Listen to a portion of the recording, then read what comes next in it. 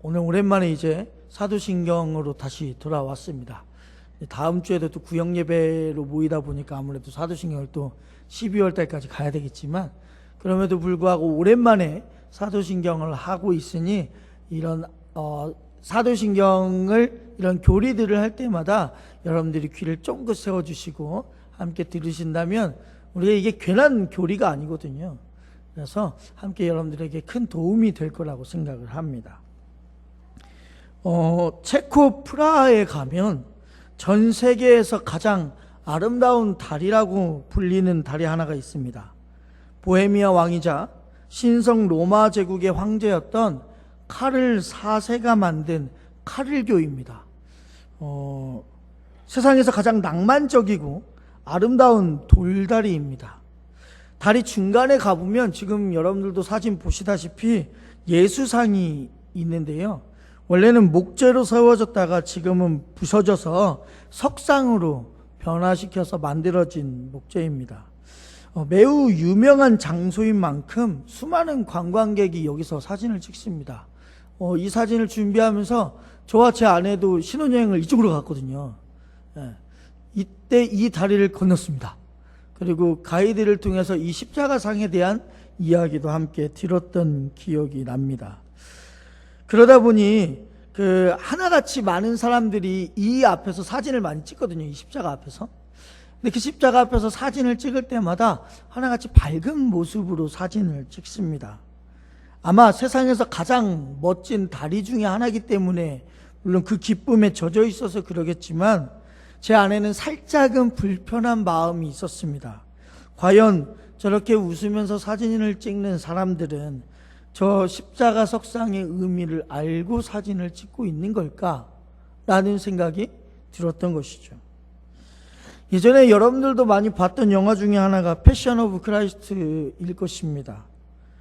우리나라에서도 물론 기독교계에서지만 정말 많은 흥행을 했었던 영화 중에 하나죠. 저도 극장에서 이제 관람을 했었습니다. 그때 참 많은 관객들의 모습을 보았단 말이에요. 근데 그들 중에는 여느 때와 다름없이 극장에서 영화를 보는 거기 때문에 팝콘을 사들고 웃으면서 극장에 들어왔고 아무런 느낌 없이 영화를 보고 나오는 이들도 보았습니다. 그런 사람들을 볼 때마다 제 마음속에는 과연 저들은 영화 속의 예수님의 고난과 죽음을 제대로 이해하고 있을까라는 생각이 들기도 했습니다. 또한 우리가 많은 분들이 이제 십자가로 액세서리를 많이 하고 다니지 않습니까? 물론 우리 성도님들 중에서도 하시는 분들이 계실 줄 압니다. 하지만 그 십자가 목걸이를 차고 있으면서 과연 그 십자가에 대한 의미를 제대로 알고 있을까라는 생각이 저는 가끔씩 듭니다. 물론 여러분들을 정죄하거나 누군가를 정죄하기 위해서는 아닙니다. 하지만 그걸 사용하고 있다면 그거에 대한 의미를 정확하게 알고 사용하는 게 좋지 않을까 생각하는 거예요. 예전에 학생들과 상대할 때는 학생들이 모든 대화는 욕에서 시작하고 욕으로 끝나지 않습니까? 그럼 저는 그 학생들한테 늘 물어봅니다. 너가 하고 있는 그 욕이 무슨 뜻인지 아냐? 그럼 대부분은 몰라요. 그냥 들으니까 들은 대로 한 거예요. 근데 그 욕의 의미를 설명을 해줍니다. 그 욕이 어떻게 해서 나왔는지, 그 욕이 도대체 뭘 의미하고 있는지 설명하면 그 친구들은 다시 그 욕을 하지 않습니다. 왜냐하면 자신들이 생각했던 그 의미가 그게 아니거든요. 더 심하고 더 너무 과격한 말이기 때문에 그들은 그 뜻을 알고 나서는 사용하지 않는 거예요. 우리도 마찬가지입니다. 오늘 우리가 읽은 본문인 특별히 사도신경에 해당하는 본디오 빌라도에게 고난을 받으사 십자가에 못 박혀 죽으시고, 여러분은 이 고백의 의미를 얼마나 알고 계시냐 이거예요. 그래서 오늘 이 시간에는 이 신앙 고백에 담긴 의미를 우리가 조금 정확하게 좀 살펴보고자 합니다. 사도신경에는요, 두 사람의 이름이 등장합니다. 한 사람은 예수님의 어머니 마리아가 등장하고 다른 한 사람은 본디오 빌라도가 등장을 합니다. 이 빌라도는 예수님의 고난의 주체로 사도신경에 등장하기 좋은 인물은 솔직히 아닙니다.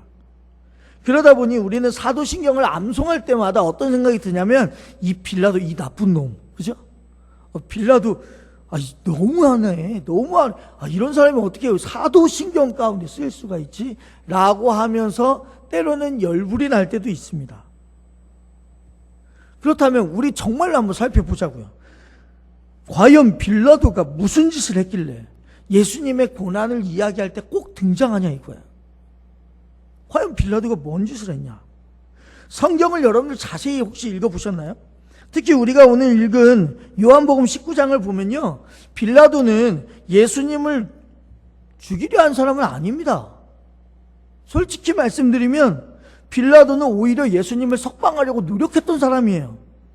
사람들이 예수님을 십자가에 못 박아라 아니면 죽여라 하고 소리 지를 때 빌라도는 뭐라고 했냐면 6절에서 나는 그에게서 죄를 찾지 못하였도다 라고 이야기했던 사람이에요. 더 나아가 심지어 빌라도의 부인은요, 예수님을 보기에 옳은 사람이라고 말하면서 이 일에 상관하지 마십시오라고까지도 얘기한단 말이에요. 그러면서 빌라도는 마지막까지 이 사람의 피에 대하여 나는 무죄하니 너희가 당하리라 라고까지 얘기했단 말이에요. 물론 빌라도의 가장 큰 잘못은 그거겠죠. 여론의 등살에 못 이겨서 결국 예수님을 사형 선고한 것은 물론 큰 잘못이긴 해요. 이게 빌라도에게 있어서 가장 큰 잘못이겠죠.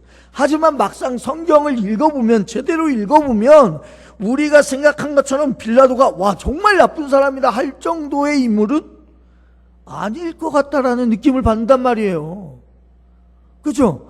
빌라도가 잘못한 게 뭐가 있어요? 그런 의미로 우리는 사도신경에 본디오 빌라도에게 고난을 받으사라는 부분을 다시 한번 살펴볼 필요가 있어요. 사도신경이 라틴어로 이제 이렇게 만들어졌는데, 라틴어로 직역을 하면 이 부분이 본디오 빌라도 아래에서 고난을 받아라는 뜻을 가지고 있습니다. 직역하면 그래요. 예수님이 당시 빌라도 치하에서, 빌라도 밑에서 고난을 받으셨다라는 뜻이죠. 그런데 빌라도의 이름이 왜 사도신경 가운데 언급되었을까? 왜? 먼저 결론부터 말씀드리면 빌라도라는 이름이 있기에 예수 그리스도의 죽음이 역사성을 띌 수가 있는 거예요. 빌라도라는 사람은요, AD 26년에서 36년까지 약 10년 동안 로마에서 임명받은 유대 지역의 총독으로 재임하고 있었습니다. 빌라도가 실존 인물이라는 것을 반대하는 사람은 솔직히 아무도 없어요. 왜 그러냐면 1961년 지중해에서 카이사레라는 지역에서 로마 시대의 원형 극장에 본디오 빌라도의 이름이 포함된 라틴어 명각이 발견되었어요. 그러니까 아예 정확하게 이름이 본디오 빌라도라고 정확하게 써 있는 거예요. 이 하나만 발견됐다고 하면 우리는 어떤 생각을 갖고 있냐면 누가 만들었겠지, 누가 조작했겠지라는 생각이 드는데, 헤롯 왕의 무덤에 반지가 하나 발견이 됐는데 그 반지에 빌라도의 이름이 적혀져 있었단 말이에요. 그러니까 하나의 증거가 아니라 이 빌라도라는 이름이 이걸 토대로 여러 개의 증거 자료가 나타난 거예요. 당시 빌라도의 이름이 그러면 예수의 이름처럼 흔했냐? 솔직히 말씀드리면 흔한 이름은 아니었습니다. 예수님이 총독이 관할하는 법정에 출두하였던 것은 당시 사람들이었다면 모두가 아는 사건이었단 말이에요. 그리고 이것은 예수님의 십자가 처형과 죽음은 누가 임의로 만들어 조작한 사건이 아니라 역사 속에서 본디오 빌라도라는 그러한 총독에 의해서 모두가 존재한 사실이라는 것이 이 사도신경을 통해서 드러난단 말이에요. 그래서 이 사도신경에 빌라도라는 이름을 넣은 것은 예수 그리스도의 죽음이 진짜다, 이건 가짜가 아니고 진짜다라는 것을 나타내기 위해서 본디오 빌라도의 이름을 듣기 좋지는 않지만 그럼에도 불구하고 넣었다라는 거예요. 그러면 또 하나의 궁금증이 생깁니다. 아니, 사도신경 왜 이렇게까지 예수님에 관해서 정확한 역사적 사실로 접근하냐? 왜 굳이 사도들의 이러한 신앙 고백인데 굳이 이렇게 사실적으로 막 증거까지도 찾으면서 드러낼 필요가 있을까? 근데 그럴 필요가 있었어요. 왜 그러냐? 혹시 제가 사도신경 처음에 이야기할 때 기억나실지 모르겠지만 총 사도신경이 12개의 문장으로 되어 있다고 했어요. 그 중에 반절이 뭐에 관한 거냐? 예수님에 관한 거라고 했어요. 왜 예수님에 관한 것이 이렇게 많았냐? 그때 당시에 이단들 때문이라고 말씀드렸어요. 기억나시나요? 물론 너무 오래돼서, 그죠? 너무 오래돼서, 우리가 너무 오랜만에 지금 사도신경을 하잖아요. 그죠? 너무 오래돼서 기억이 안 날 줄은 알지만, 그럼에도 제가 이렇게 살짝 건드려주니까 뭔가 기억 날 듯 말 듯 하시죠? 네. 그러면 기억은 나셔야 돼요. 자, 그래서 이때 당시에 이단들이 있었단 말이에요. 그 중에서도 이단 영지주의라는 이단 세력들이 있어요. 이들은 영은 거룩하고 육체는 더럽다라고 말했던 사람들입니다. 그래서 영이신 하나님이 더러운 육체의 몸을 입고 예수 그리스도의 모습으로 올 수 없다라고 주장했던 사람이에요. 그러면 제자들이 본 예수 그리스도의 모습은 도대체 뭐냐라고 하니까 영지주의 사람들은 뭐라고 얘기하냐면 실제로 예수님의 모습은 일종의 제자들이 봤던 환상에 불과하다. 예수님은 십자가에 못 박혀 죽지 않았는데 사람들의 환상으로 체험했다라는 거예요. 이걸 전문적인 용어로 가현설이라고 말을 합니다.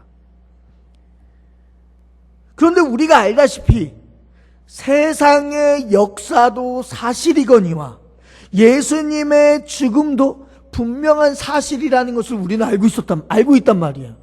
이것이 성경에서뿐만 아니라 많은 역사적 사건들이나 아니면 실제로 존재했던 역사가들의 이야기도 예수 그리스도의 죽음에 대한 이야기가 정확히 쓰여져 있단 말이에요.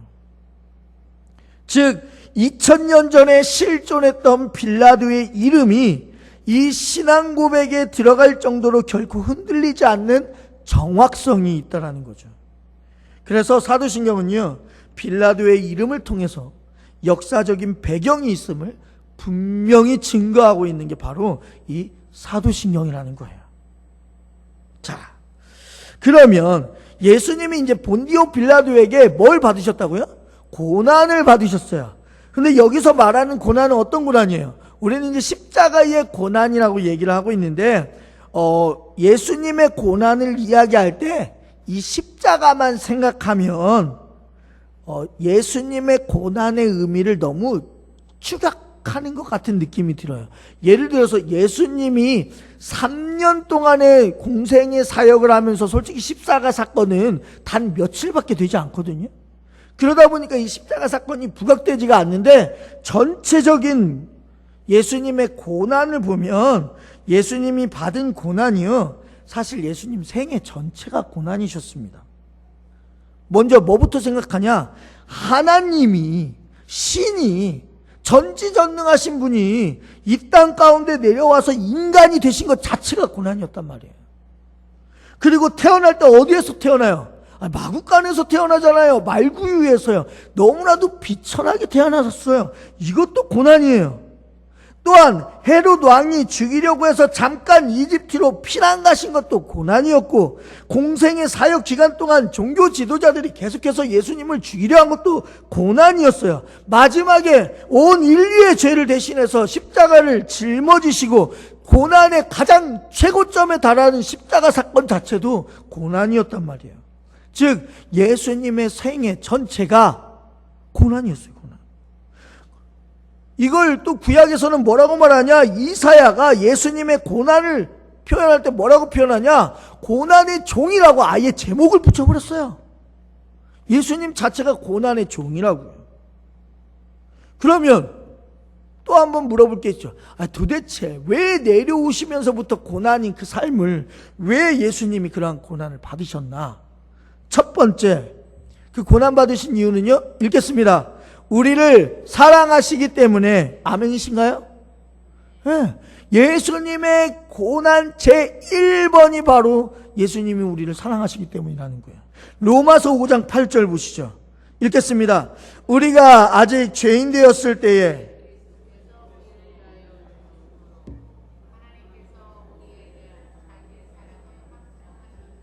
아멘. 원래 우리의 운명은 다 아시잖아요. 죄로 인해서 죽는 거예요. 죄의 삭은 뭐라고요? 사망이라니까요. 죄의 결과는 죽음이에요. 근데 예수님은 우리의 허물과 죄 때문에 우리를 대신해서 죽으셨다고요. 그래서 이사야서는 예수님의 고난에 대해 700년 전에 뭐라고 예언하셨냐? 53장 4절 읽겠습니다. 그는 실로 우리의 질고를 지고 우리의 슬픔을 당하셨거늘 우리는 생각하기를 그는 징벌을 받아 하나님께 맞으며 고난을 당한다 하였노라. 아멘. 예수님의 고난의 이유가 분명히 나와 있죠. 우리의 허물, 우리의 죄 때문이라고요. 죄 없으신 예수님이 십자가에 죽으신 이유는 바로 우리 때문이라는 것을 지금 성경에서 이야기해 주고 있는 거예요. 우리 죄를 용서해 주기 위해서라는 거죠. 우리를 너무나도 사랑하시니까. 대신 여러분들의 자녀들이 아프면 내가 대신 아팠으면 좋겠다 아시잖아요. 그죠? 저도 그 생각 안 나니까요. 한 번쯤은 제가 이제 하루를 데리고 병원을 한 번씩 간단 말이에요. 예방주사를 놓거나 아니면 건강검진을 하기 위해서 간단 말이에요. 그러면 치과 같은 데 건강검진 하는데 가면 아이들이 검진을 하는데 움직이면 안 되니까 어떻게 하냐면 나무 판자를 아이 눕는데 대고 끈으로 칙칙 묶어요. 아이 움직이지 못하게끔. 그리고 간호사 2명이 와서요. 아이의 머리를 양쪽에서 잡아요. 움직이면 왜냐면 더 큰 상처가 나잖아요. 정말 그 옆에서 그 모습을 지켜보는 제 마음은요, 찢어질 것 같아요. 왠지 치과만 가면 제가 눈물을 흘리고 있다니까요. 왜요? 사랑하니까. 제가 대신 그 자리에 누워주고 싶은 마음이 얼마나 큰데요. 그 정도로 우리 예수님은 우리를 그 이상으로 사랑하시기 때문에 우리를 대신해서 목숨을 버리셨다고요. 그래서 요한일서 3장 5절에 이렇게 써 있습니다. 그가 우리 죄를 없애려고 나타나신 것을 너희가 안 하니 그에게는 죄가 없느니라 라고 쓰여져 있어요. 여러분, 로마 시대 때의 십자가형은요 매우 잔인한 사형 제도였습니다. 그래서 원래 십자가형은 로마 시민권을 가진 사람들에게는 안 써요. 로마 시민권을 가진 사람들에게는 잔인하기 때문에 쓰지 않아요. 알잖아요. 사람을 무지막지하게 때리고 두 팔과 다리에 못을 박고 십자가에 세운 다음에 피가 다 소진되기까지 기다렸다가 죽게끔 만드는 게 이 십자가형 아니겠습니까? 또한 우리가 알다시피 구약 성경인 신명기 21장에 보면 십자가에 매달려 죽는 것을 저주라고 표현했단 말이에요. 저주라고요. 우리의 저주를 대신해서 예수님이 십자가를 짊어지셨다는 거예요.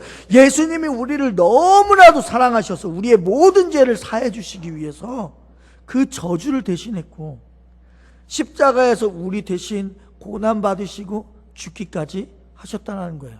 이 이유가 다 뭐라고요? 사랑하니까예요. 그럼 십자가상에서 돌아가신 두 번째 이유 읽겠습니다. 우리를 화목케 하기 위해서. 아멘. 로마서 3장 24절 25절 읽어보겠습니다. 그리스도 예수 안에 있는 속량으로 말미암아 하나님의 은혜로 값없이 의롭다 하심을 얻은 자 되었느니라. 이 예수를 하나님이 그의 피로써 믿음으로 말미암는 화목제물로 세우셨으니 이는 하나님께서 길이 참으시는 중에 전에 지은 죄를 간과하심으로 자기의 의로우심을 나타내려 하심이니. 아멘. 성경에서는요 예수님의 십자가의 죽음으로 인해서 우리가 어떻게 되었다고요? 화목하게, 화평하게, 평화를 이루게 되었다고 이야기하고 있단 말이에요. 구약에서는 사람이 죄를 지으면 어떤 현상이 일어나냐면 하나님과 멀어진다고 되어 있어요. 즉 화목이 깨어져 버린다고요. 그래서 사람을 대신해서 짐승을 죽여서 화목제물이라는 이름으로 화목제를 통해서 하나님과 인간이 그래도 조금이라도 가깝게 하기 위해서 늘 제사를 드렸단 말이에요. 그런데 이제 신약에 와서요 이러한 화목제물로 예수님께서 제물로 바쳐주신 거예요.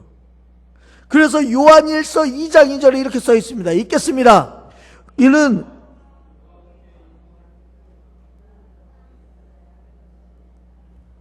제가 다른 말씀을 갖고 왔나 봐요. 자, 요한일서 2장 2절은 제가 읽어드릴게요.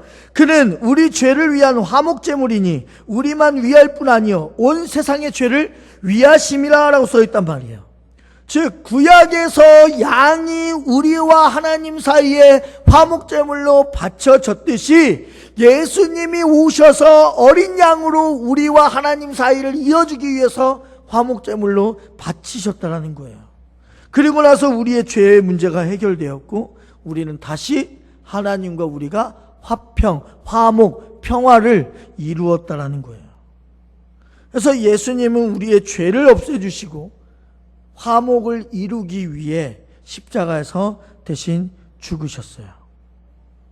이게 이제 바로 십자가에 달리신 예수님에 대한 이야기란 말이에요. 그러면 이 이야기를 이제 이 예수님의 십자가 고난을 지금 현대를 살고 있는 우리는 과연 어떻게 받아들여야 되냐? 이게 가장 궁금한 거 아니겠어요? 아니 솔직히 청소년들, 청년들한테 물어보면 이러한 대답이 와요. 아니 목사님, 예수님이 2000년 전에 죽었다는데 2000년 전에 그분들을 위해서 죽었다는 거 나도 이해할게요. 나도 인정은 할게요. 근데 2000년이 지난 예수님이 지금 우리 가운데 다시 나타나시지 않는 이 시기에 우리의 죽음과 예수님의 죽음이 과연 무슨 상관이 있습니까? 라고 물어보는 청년 세대들이 많단 말이에요. 그러면 우리가 똑같이 궁금한 거예요. 2000년 전에 겪은 예수님의 고난을 21세기를 살고 있는 우리가 어떻게 받아들여야 될까? 근데 성경에 보면 답이 나와 있거든요, 정확히. 성경 여러 구절에서요, 주님의 고난을 대하는 우리의 자세에 대해서 언급하고 있는 부분들이 있어요. 예를 들어서 이건 제가 하나하나씩 읽어드릴게요. 로마서 8장 17절 하반절에 보면 우리가 그와 함께 영광을 받기 위하여 고난도 함께 받아야 할 것이니라 라고 쓰여져 있고요. 고린도후서 1장 7절을 보면 너희를 위한 우리의 소망이 견고함은 너희가 고난에 참여하는 자가 된 것 같이 위로에도 그러할 줄을 알미라 라고 쓰여져 있고, 베드로전서 4장 13절에 보니까 오히려 너희가 그리스도의 고난에 참여하는 것으로 즐거워하라. 이는 그의 영광을 나타내실 때 너희로 즐거워하고 기뻐하게 하려 하심이라 라고 써있단 말이에요. 즉 이 세 개의 구절뿐만 아니라 솔직히 엄청 많아요. 정답을 말해주는 구절이 엄청 많은데 제가 대표적인 거 세 개만 가져왔는데 이 세 개의 내용을 합축해서 말하면 뭐가 되냐? 예수님의 고난에 참여하라라는 말이 된단 말이에요. 그러면 예수님의 고난에 참여한다라는 게 과연 무슨 뜻일까? 우리가 이걸 단어 그대로만 생각하면 우리도 예수님처럼 십자가도 져봐야 되고 육체의 고난을 일부러 당해봐야 되는 거 아닌가? 그래서 우리 옛날에 수련회 같은 거 하면 늘 하지 않았어요? 큰 나무 원목으로 갖다가 십자가 정말 무겁게 만들어가지고 십자가 짊어지는 체험 막 하고, 그 다음에 십자가에 박혔던 못이라고 해가지고 공사장에서 대목 갔다가 한 번씩 손바닥에 이렇게 살짝 찔러보면 괜히 너무 아파가지고 막 예수님이 고난받으신 것처럼 나도 눈물 철철 나고 막 그랬던 기억이 있으시잖아요. 저만 그랬어요? 안 그래요. 안 그래요. 여러분도 분명히 그러셨을 거란 말이에요. 근데 그러한 말이 아니잖아요. 고난은요, 불교처럼 어떠한 고행을 하는 것을 의미하는 게 아니란 말이에요. 예수님의 고난을 동참하라는 것은 예수님의 고난에 대해 깊이 생각하라는 의미가 이 안에 들어있단 말이에요. 우리가 그냥 살아가는 것이 아니라 우리 삶 속에서 매일매일 예수님의 고난, 즉 예수님의 십자가를 늘 묵상하면서 살아라라는 말이 그 고난에 동참하라는 말이란 말이에요. 히브리서 12장 2절 함께 읽겠습니다. 믿음의 주요 또 온전하게 하시는 이인 예수를 바라보자.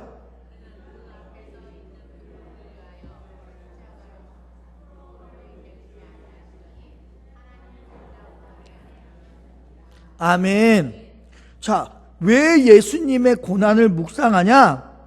방금 읽었던 히브리서 12장에도 나왔다시피 우리가 예수님의 십자가를 생각하고 고난을 생각할 때 우리에게 닥치는 고난을 비교해 보면 여러분들이 현재 겪고 있는 고난과 예수 그리스도께서 이 땅에 오심으로부터 인하여서 겪었던 모든 고난들, 십자가상에서 최고로 가장 강력한 고난들을 비교해 보면 그 고난과 우리의 고난이 잽도 안 된다는 거예요. 비교도 안 된다는 거예요. 그래서 어떻게 하냐? 그 예수 그리스도의 고난을 깊이 생각해 보면 우리의 고난은 충분히 이겨낼 수 있는 게 되는 거예요. 그래서 우리가 이 예수님의 고난에 동참하라는 의미가 바로 이런 이야기예요. 여러분들의 힘든 일, 고난 당하는 일, 어려운 일 있으시죠? 그럼 거기에 무너지지 마세요. 예수님이 우리보다 더한 고난에도 무너지지 않으셨어요. 만약에 예수님이 그 십자가 고난 가운데서 무너지셨잖아요? 그럼 우리는 현재 이 자리에서 신앙생활조차도 할 수 없어요. 기독교라는 종교가 어쩌면 아예 만들어지지 않았을 수도 있어요. 요즘 경기가 참 안 좋죠. 그죠? 최근에 이제 제가 한 번씩 이 서부시장 쪽을 늘 돌거든요. 서부시장 쪽을 늘 걸어가다가 이런 말을 들었어요. 오히려 IMF 때가 훨씬 더 형편이 좋았다라고 말하는 상인들이 계시더라고요. 또 어떤 분들은 막 그 이야기에 맞장구 치시면서 에이 그래도 코로나 때가 조금 더 낫지 않았어? 라고 하시는 분들도 계시더라고요.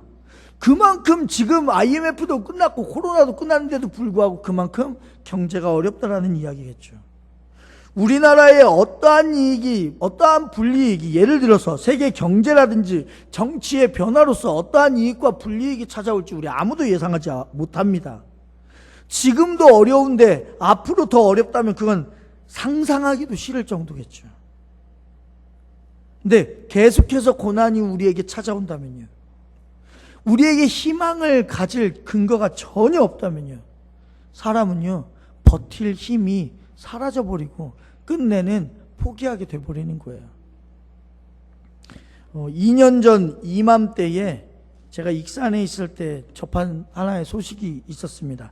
아마 여러분들도 뉴스를 통해서 보셨을 거라 생각하는데, 익산에서 한 주택에 일가족 4명이 생을 마감한 사건이 있었습니다. 뭐 가족이 생을 마감한 사건 슬프지만 더 저한테 이 이야기가 아직도 기억에 남는 이유는 극단적인 선택을 했던 그 가족의 가장이 40대 목회자였다는 거예요. 교회를 그분이 개척을 했는데 교인들이 모이지 않으니까 솔직히 너무 힘들었던 것입니다. 그래서 카페를 개업해서 주중에는 카페를 운영하고 주일에는 목회자의 삶을 살았던 것이죠. 그런데 주변에 주민들에게도 공짜로 커피를 주면서 전도도 하고 최선을 다해서 카페를 운영했단 말이에요. 그런데 코로나가 닥쳐오니까 코로나의 여파로 그 카페의 매출이 급속하게 줄어버렸고, 결국 카페를 창업하기 위해 빌렸던 대출 이자조차 갚지 못할 상황이 된 겁니다. 어떻게 할까 전전긍긍하다가 앞으로 나아갈 희망을 찾지 못한 그분은 결국 극단적인 선택을 할 수밖에 없었다는 것이죠. 참 마음이 아픈 기사였습니다. 그런데 어쩌면 이 기사의 이야기가 우리의 삶과 별반 다르지 않아요. 지금 우리에게 필요한 게 가장 뭐냐면 버틸 힘이에요. 버틸 힘. 제가 매번 요즘 설교 때마다 계속해서 말씀하고 있는 게 뭐냐, 우리는 종말론적인 삶을 살아간다고 말씀하고 있어요. 언제 하나님께서 우리를 데려가실지 몰라요. 그러니까 우리에게 가장 시급한 과제가 뭐냐, 하나님께서 데려가실 그날까지 버텨야 된다는 거예요. 그러면 어떻게 버티냐 이거예요. 우리 자녀들에게 필요한 것은 고난을 이길 수 있는 힘이거든요. 여러분, 우리가 예수님의 고난과 그 십자가를 묵상할 때 그 고난을 이길 수 있는 힘이 우리에게 생긴다는 거예요. 예수님의 십자가의 고난을 묵상할 때 우리에게 그나마 버틸 힘이 생긴다는 거예요.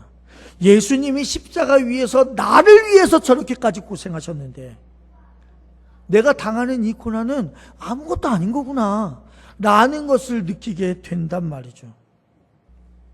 여러분, 예수 믿는 것이 초대교회 때는요, 예수 믿는 것이 들통나면 바로 즉시 죽을 수밖에 없는 상황이었단 말이에요. 그 성도들이 그 고난을 어떻게 견딘 줄 아세요? 예수님의 십자가 하나 붙잡고 견딘 거예요.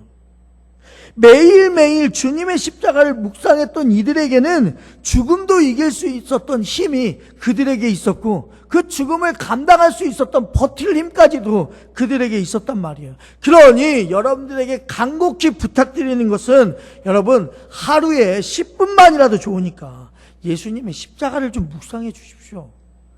묵상해 달라고 이런 부탁하는 게 제 자신이 너무나도 부끄럽지만, 적어도 그리스도인이라면 예수님의 십자가를 적어도 하루에 10분, 이게 아니 하루에 11조도 안 되잖아요, 10분이면. 그러니까 여러분들 10분만이라도 예수님의 십자가를 묵상하십시오. 그렇게 되면 여러분들의 삶에 놀라운 일들이 생긴다니까요. 버틸 수 있는 힘이 우리에게 다가온다고요. 히브리서 2장 18절 함께 읽겠습니다.